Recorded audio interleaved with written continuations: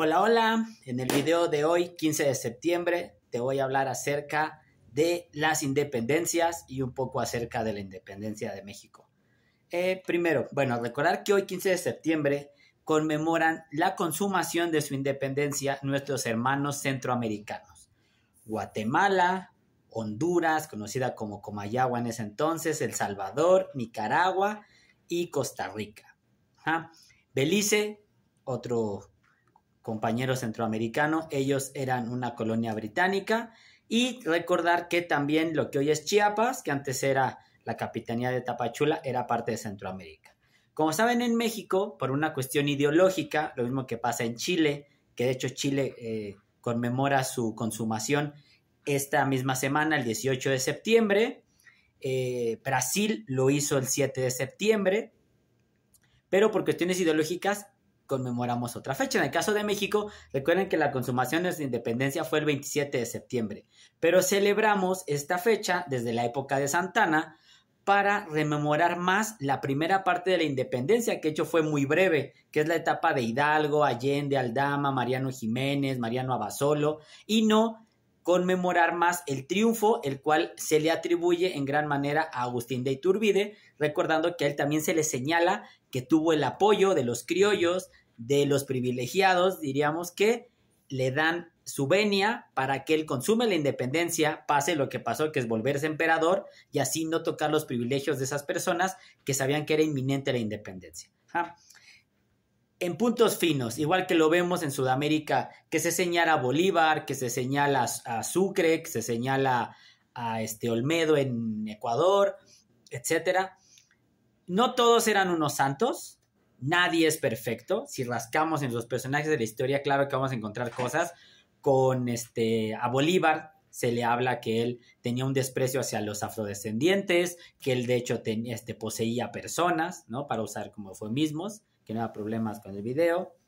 En el caso de México, se señala que los primeros insurgentes, los que mencioné, Hidalgo y demás, ellos no buscaban en sí la independencia, lo que buscaban era traer al rey Fernando VII y ofrecerle directamente la corona de la Nueva España, que era lo que ellos buscaban.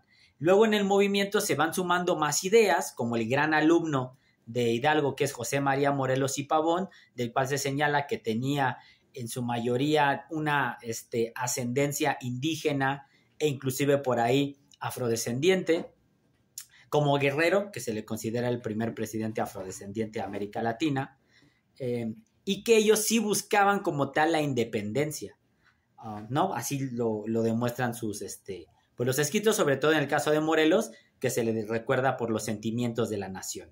Entonces, lo menciono porque efectivamente no eran perfectos, pero creo que así como en el día a día lo vemos, como lo menciono en otras ideas, en otros conceptos, no podemos pensar que todos ellos eran una bola de egoístas, ambiciosos, que lo único que querían era el poder para sí mismos. ¿Cuáles eran sus verdaderas motivaciones? Solo ellos las sabían.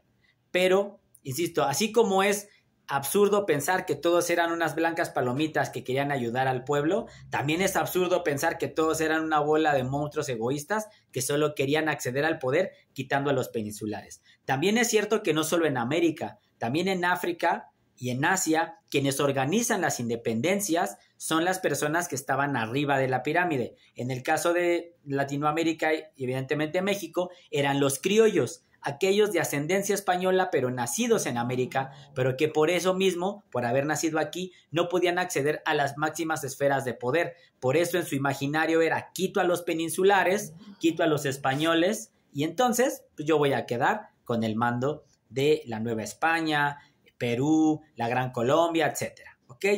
Nuestras independencias son muy parecidas. Recuerden que las causas internas, esa es la parte a reflexionar, siguen estando aquí. La desigualdad, la explotación laboral, antes, pues era esclavitud. Ahora también hay trabajos que siguen teniendo tintes así, que no deberían ser. La dificultad para acceder al poder, el poder económico y político en mano de extranjeros. O sea, son detalles que no hemos cambiado realmente y por los cuales tendríamos que reflexionar. Y las causas externas, por si no lo recuerdan, es las ideas de la Ilustración, las reformas borbónicas que le daban todavía más control de nuestra economía a los reyes españoles, en ese entonces ya Borbones, y la invasión napoleónica a la península ibérica fue el gran detonante, en 1810, porque muchos movimientos empiezan en ese año. La primera insurrección en lo que se conoció como la Gran Colombia, el movimiento de Argentina, el movimiento en México, en Chile, demás. Entonces, es muy interesante y muy importante recordar eso y valorarlo. Dentro de México, recuerden que nuestra independencia tiene 4 etapas. El inicio, que es con Hidalgo, la parte de la consolidación del movimiento liderada sobre todo por Morelos y por López Rayón.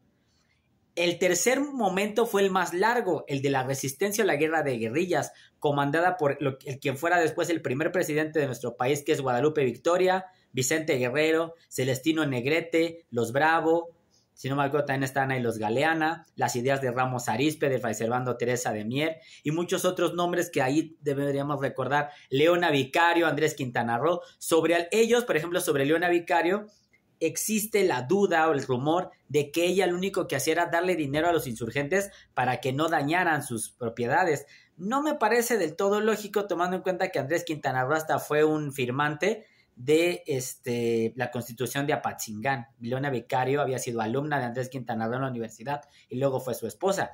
La historia, digo, no tan oficial porque no es una información que nos den así tan simplemente en la escuela, pero es que ellos firman un amnisticio, deponen sus armas, se van a vivir a la península de Yucatán porque iban a tener un hijo. Por eso es que ellos se rinden, porque ellos estaban en estas tropas que se escondían en la Sierra Madre del Sur bajo las órdenes de Vicente Guerrero. Por eso la zona, parte de la zona donde está la Sierra Madre del Sur, es lo que hoy conforma el estado de Guerrero. De ahí, pues, algunas otras generalidades. Bueno, la consumación, les digo, se da con, recordamos el abrazo de Acatempan, el plan de Iguala para consolidar, para pues alcanzar por fin la independencia, firmado entre Vicente Guerrero y Agustín de Iturbide, y que finalmente el último virrey Juan de O'Donoghue les firma en Córdoba, Veracruz, con los tratados de Córdoba, y el 27 de septiembre entra el ejército trigarante. Sus 3 garantías era independencia, unión y religión. Entran a pues la Plaza de la Constitución, ¿no? Lo que antes era el Palacio de Cortés, ahora es ahí se me fue, el Palacio de Gobierno de aquí de la Ciudad de México, y junto a la Catedral, el Palacio Nacional. Y ahí es donde se consuma la independencia de nuestro país.